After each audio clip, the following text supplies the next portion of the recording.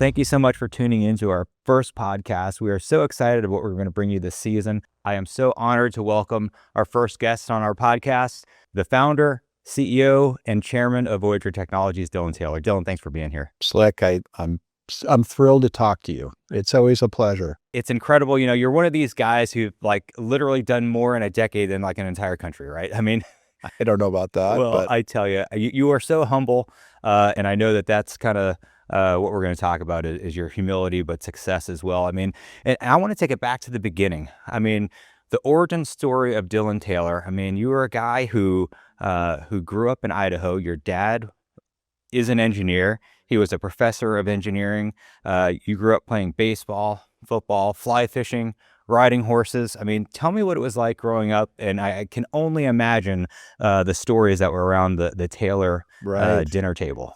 Yeah, well, first of all, there was a prequel to that, right? So my parents got married super young. I think my dad was 20, my mom was 19. So when I was born, he was actually serving in Vietnam. Oh, wow. And my mom and I were kind of, think of almost like a young single mom situation. Sure. So I think early years were a little bit scarce. And of course, I think that forms a little bit of your, the way you see the world. But fast forward, my dad finishes his PhD at Colorado School of Mines in Golden, Colorado.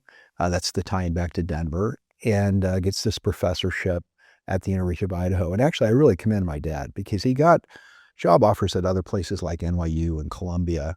But he's like, no, I'm not doing that. I'm prioritizing my family. And so we ended up moving to Moscow, Idaho.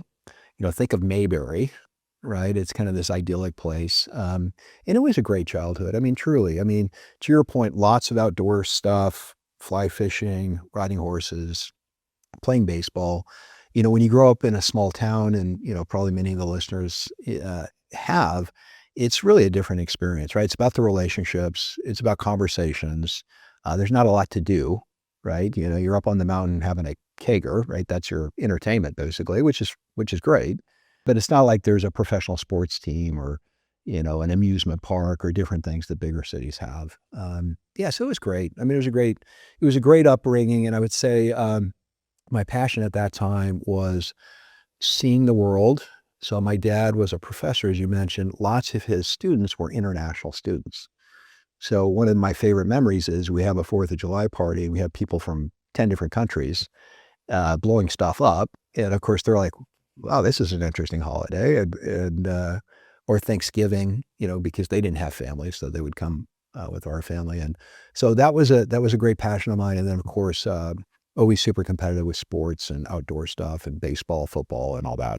Well, I have to say thank you. The unsung heroes for us military members that get to serve are the families that support them. And I know that there's many folks that serve and we're dependents of active duty or guards or guardsmen or reservists. So thank you. And of course, your mother being that single mom, if you will, for lack of a better way of saying it, while dad was off serving, husband's off serving. So thank you for that. And I'm sure that shaped what your outlook was looking forward and to others that have served as well. So. Oh, for sure. Yeah, for sure. And I think, thanks for saying that. I'll pass that sentiment along to her. She'll appreciate that. Yeah, it is the toughest job for in the military family. Especially when you're 19.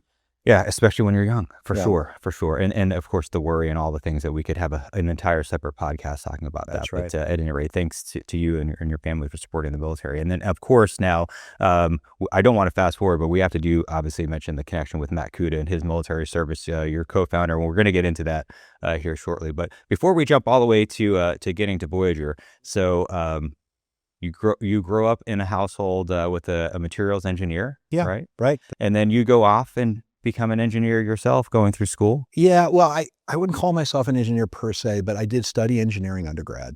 I did quite well in my education, but for me, I need to interact with people, and I was fearful that engineer meant you're stuck in a lab, working on a project and not necessarily being tied to the grand vision. So I would say about 2 years in, because I studied in the same field as my dad, I knew I didn't want to be necessarily a traditional engineer, but I knew I wanted to be a technologist. And I had some really good mentors at the time, and they said, look, engineering is probably the best foundational degree you can get. Sure. Right? This is really kind of Now maybe people would say computer science or something like that, but I still think engineering, and why is that? It teaches you how to solve problems, critical thinking skills. And I also think it trains you to utilize technology in a way that actually has impact, right? Like traditional science is discovery, which is great, but the practicality and tying it into something that actually is going to work or that's affordable or that has an impact, that's really the engineering solution. Of course. Yeah, the critical thinking angles that you attack a problem is probably different than a traditional, finance major, right?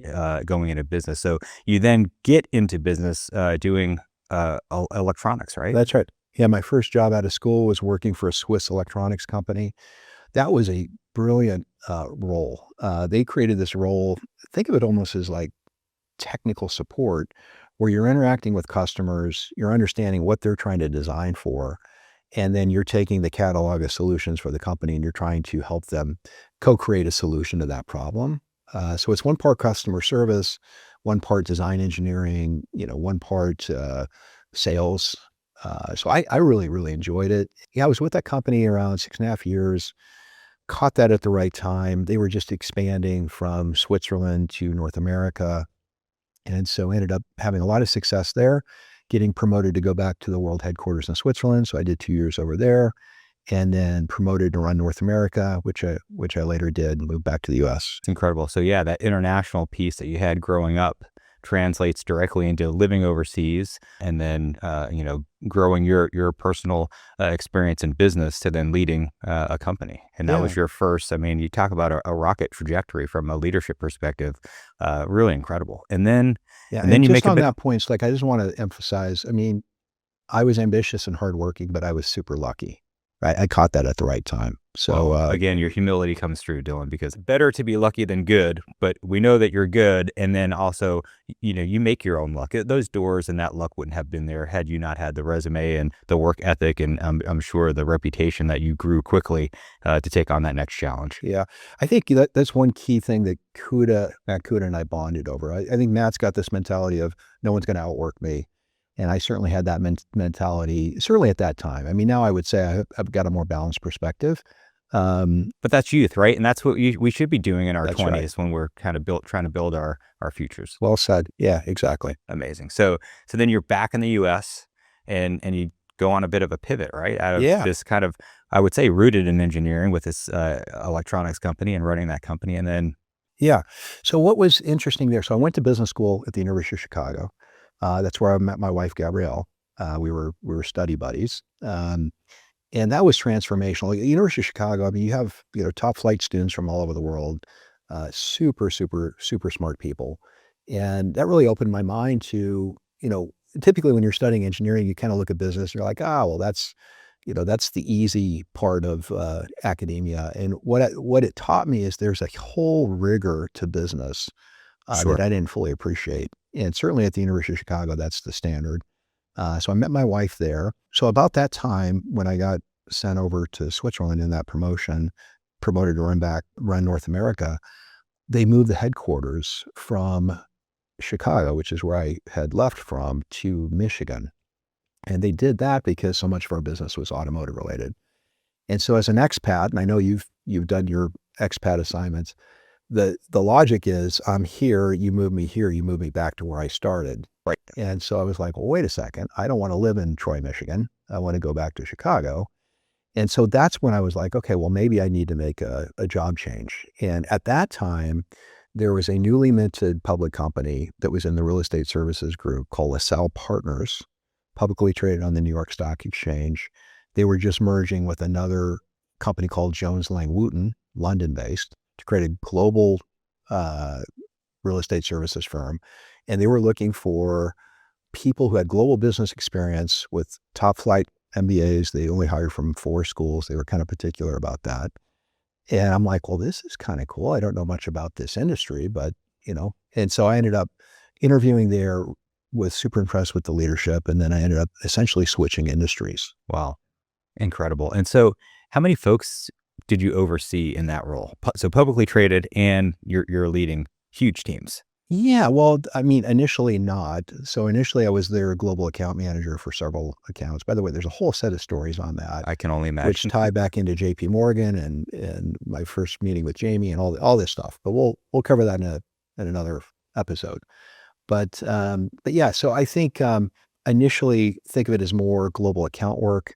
And then later, of course, I got promoted into more leadership roles and then ultimately moved from Chicago to Denver for lifestyle reasons. My wife and I, that's where we wanted to raise our family. It's great. Um, then one of the senior executives at Jones Lang LaSalle went to another company, brought me along.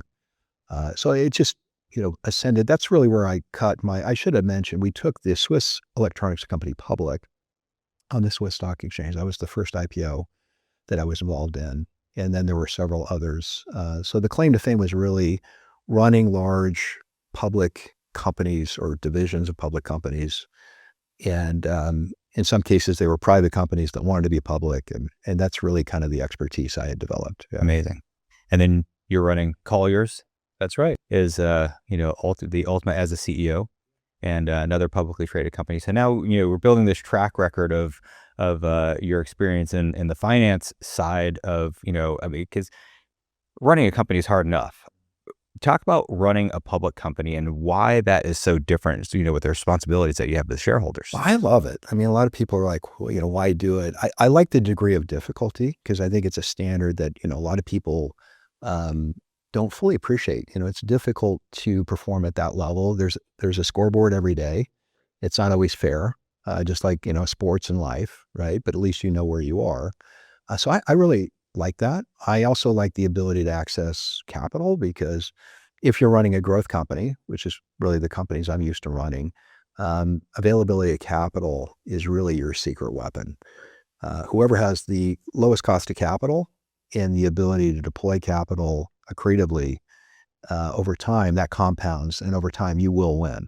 Right. Well, and again, we're going to talk to Matt Kuda, but with his ability, just being like a fighter weapons school level guy of understanding how M&A works and the capital markets. I mean, absolutely, it's going to be another fascinating conversation for our listeners to dive into. But so we understand your business background, and you mentioned being competitive in sports, riding horses, growing up doing that. And you have this core value of adventure in your soul. That's true. Yeah. And so No I question know about that as all of this begins to grow, you've been an adventurer also in your private life. And I know you're very humble about this, but this is one of the things that when we first met each other in person, we started talking and realized we've got, mutual friends across multiple disciplines. And, one of the folks it was inspiring to both of us is Ed Viesters. I had an opportunity to climb with Ed. I know that, Ed and Jennifer on our team grew up with Ed. So it's just really cool, the personal connections there. But you get into alpine mountain climbing, which is something I also enjoyed doing. But I think you shared the story with me that I really want to touch on. So you talk about being on the side of Aconcagua, which for folks that don't know that mountain, it's one of the seven summits, highest peak in South America. So can you walk us through your experience? Yeah. Well, I appreciate you saying I'm an alpine climber. I wouldn't put myself quite in that category, Slick, but I do have this sense for pushing myself, right? I do, triathlons and I do, kind of long distance endurance things and a lot of weekend warrior competitions. So I love that part of it. And I love the sense of adventure, like you were talking about. So Aconcagua, I was really fascinated geographically by Mendoza and Argentina and all that. Sure. And I'd read a couple of books about that tragic, plane crash that happened, in that region as well. There's a great movie also, 7 Years in Tibet with Brad Pitt. That was shot in that entire valley. So I was really fan of, to me, I'm not a box checker like, hey, let me do the 7 summits. That's not the way I think. But if it's experiential and it's part of a larger theme, I was always fascinated by the Andes. I spent time in Peru. I spent time at Machu Picchu. I did part of the Inca Trail. And to me, it's just majestic. Even I went to the Atacama Desert, driest place on earth, on a mountain biking trip, and it just kind of fell in love with the Andes. So that was the context of Aconcagua, and it's a beast, right? It's an absolute beast. And so we attempted, we failed, we didn't summit, and what I'm proud about there, and I think it's the heart of your question, is we turned around, or I should say I turned around. The other people in the party chose to wait out the weather a bit. They still ended up turning around. But, to me, it's actually back to Ed Viesturs. I had read Ed's book, and there's a chapter in there. He's written several books. I forget which one it was. But there's a chapter in there that talks about unsuccessful climbs, risk, all these kinds of things. I think it was in the context of Everest. And his thesis was, I'll never forget this. He said, the people who fail and put the teams in danger are actually the most ambitious, the most goal-oriented people, because they don't have the judgment. They're so blinded by ambition, which, by the way, this is my career, right? We'll talk about how we transition into space, but for years, I was sleepwalking through, I want to run the biggest company. I wanted, it's all about like span of control, as opposed to like being thoughtful and conscious about what is it that I'm actually doing? Like, what difference am I making? Right. Of course. And going back to being on the side of the mountain and making that decision when you've got 30 to 40 knot winds, literally could just pull you off the side of the mountain. The risk that you have to your teammates on the rope. And of course, the desire and the ambition to succeed, right? Because that's always the question for folks about asking about a mountain climb. Well, did you make it to the top? Because if you don't make it to the top, it's seen as a failure, which I would aggressively argue that that's not the case. It is the discipline and the decision making, and you make the tough call because of course, you want to make it to the top to turn around. And it was an easy call. It's like it was that bad. Okay, it was that bad, and there was a group ahead of us. There were 4 of them, and a young woman lost all 8 of her fingers. She kept her thumbs, but and they did not listen. And the problem is, it wasn't 40 knot winds up top. It was 120 kph winds. So, it doesn't matter what you're wearing. It's going to be too cold, right? You're going to be exposed. And then not that season, but the previous season with roughly the same kinds of winds, I think they were 140 kph. 2 guys got blown off the mountain. So to me, once I assessed the situation, I'm like, I'm going to base camp. And it was actually an easy decision because I had Ed Viesturs in my mind. I had the commitment I made to my family, don't take too much risk. So it was, I know it sounds hard, but it was actually a no-brainer.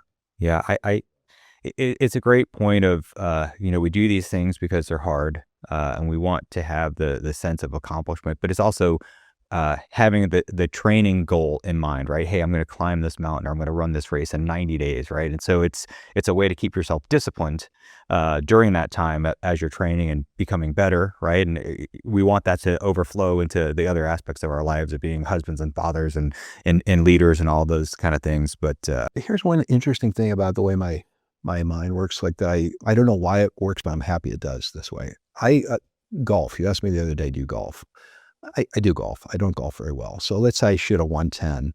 I'll have, 103 bad shots and 7 good shots. The only thing I remember are the 7 good shots. It's just the way my brain works. So when you think Aconcagua, I don't think horrible experience, bad weather, miserable, didn't make it. I think of the beautiful experience I had in Mendoza. I think of that unbelievable valley, the walk up. I think about base camp. I think about the people I met. And I have a very romantic notion of the trip, even though it was a failure. Same thing with Kilimanjaro. That ended up being successful, but there were some really difficult parts of that climb with a few of the people on our team. I don't remember that. I just remember the beauty of us all being together on the summit. And that's great. And that is a great segue to, your mindset and who you are as a person. That directly translates into your vision for exploration and, I believe, getting to know you, your motivation for creating Voyager, right? You are an optimist. You are an explorer, and I will use the word dreamer, not from this fictitious, idea, but like truly of the things that we would put in the category of fantasy, but making that a reality. Then taking your engineering mind and problem solving mind of how to take something that just seems 2050, things that we can't even think about. Yeah. But building and pulling that forward to becoming reality today. So you've had all of the success in business. You're living a wonderful, adventurous life, and then you decide it's time to focus on human space flight, exploration, we'll talk the 3 Ls and all this stuff. But what was the pivot point, when that you, and I know you had to have woken up one day or had a conversation with Gabrielle and said, okay, we're making a change. What was that moment? It started much earlier. So having all this success in quotes, and I really put it in quotes, in running these large organizations, making a bunch of money, which I thought was important at the time, which it's not. Money is a trap, and there are other traps, but that's one of them. I just reached a place where I wasn't feeling fulfilled. I didn't feel like it was purposeful. I didn't feel like it was meaningful. I didn't really like the people I was working with, to be honest with you. And it was more an existential crisis of, why am I here? Right? Like, why does this matter? And so that was really the reflection. And then, I mentioned this, I think, to a couple people previously, but, I read this book, The Last Lecture, which is also a lecture on YouTube, really gets you to think about, what are you truly passionate about? Go back in your childhood, really kind of probe those early memories. And for me, it had always been space, always exploration, what's over the hill. But this romantic notion of space really as a tool for transformation, and or space as a template for what could be possible. I just was always like fascinated by that, and it's a cliche, but like even Star Trek, everyone's getting along. There's plenty of stuff. There's a new planet to explore every week, right? So that's really what I was searching for. And there was a guy named Eric Anderson, who's still a good friend to this day, who was doing some of the early human space flights. He was responsible for sending Dennis Tito up. He and I were friends via the World Economic Forum. I had met him in Davos. We were part of a young global leader group that I was part of. And I said, look, Eric, I'm super passionate about this. How can I get plugged into the industry? And really started as an early stage investor, getting to know the entrepreneurs, the business plans. Then I ended up writing a few kind of seminal articles for Space News. And because I had been in these different industries, I could sort of prognosticate what was going to happen in the industry. And people were like, how did you know that was going to happen? I'm like, because these are industry patterns that repeat. So that's how I initially got involved. And then the more I got involved, the more I loved it. And the more I realized that was my future. And then about that time is when, and that will have a different story of this. I'll tell you the real story. But about that time is when I met Matt and, agreed to essentially be his mentor. He was just getting out of the military and he was in business school. And that's when he and I started thinking about, can we create something special? Can we create Voyager? Well, and you've been, quoted as, the guy that can see around corners, which is incredible because you've got the track record of seeing the market indicators and where it's going and finding that inflection point to make the early investment, to really know when to throw down. And of course, Matt has been a great partner with the way that the two of you interact together is just, it's really incredible to see. A lot of luck though on the investment side. It's like, okay, a lot of luck. Again, your humility comes through, but and I always appreciate that about you. And so then you decide, okay, we're going to form Voyager. Yeah, that's which right. Initially I think began more on the investing side, right? With your background, you and both Matt. A little bit that. I mean, I think we probably out of the gates made a little bit of a mistake calling it a holding company and then I think people thought, okay, well, this is a collection of investments. It was really never our plan for it to be that. But I think that's kind of, because we had seeded it with some investments that I had made, I think that was a little bit kind of a branding issue.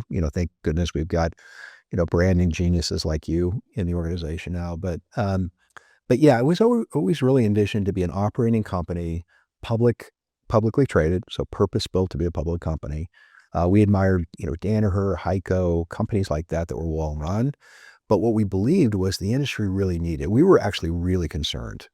We looked at the defense side of the equation. We're like, we're getting our clock cleaned by our adversaries, and we're falling further and further behind.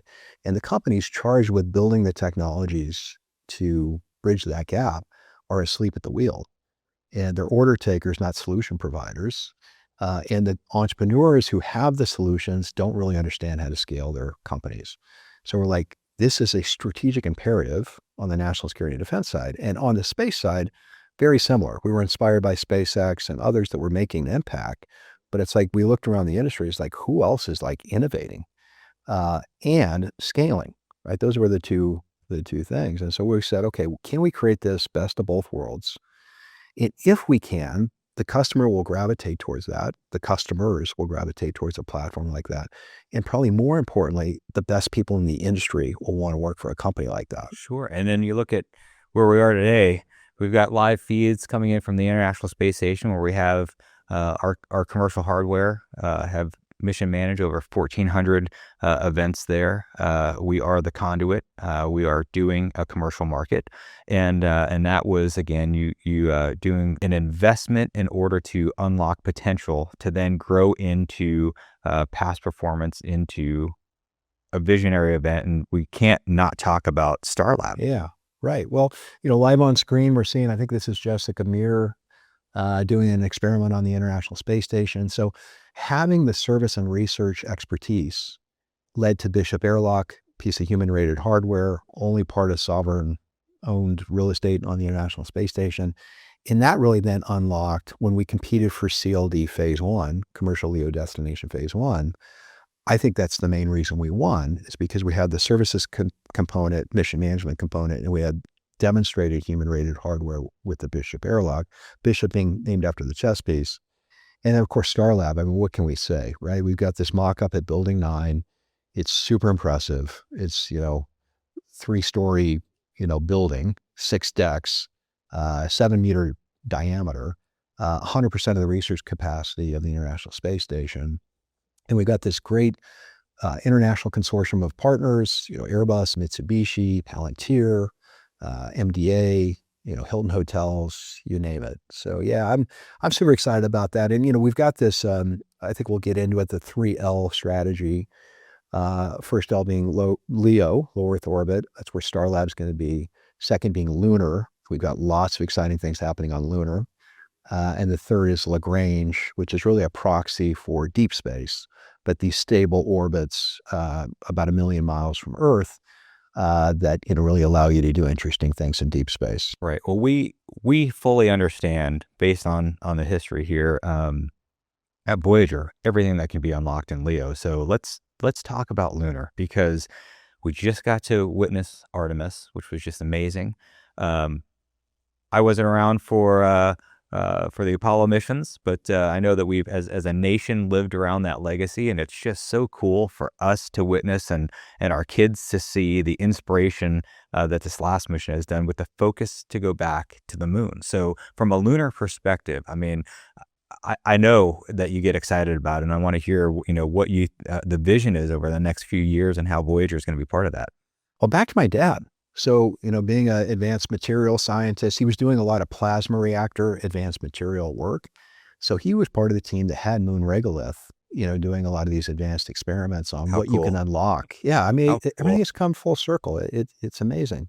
Yeah, so what can you say about the moon? I mean, you're on your porch in I don't know where your summer place is, Select, but let's say it's in, the Appalachian Mountains of Tennessee, and you're on your porch and you're looking at the moon, and there's lights on the moon, and there's lights up there because there are people living and working up there.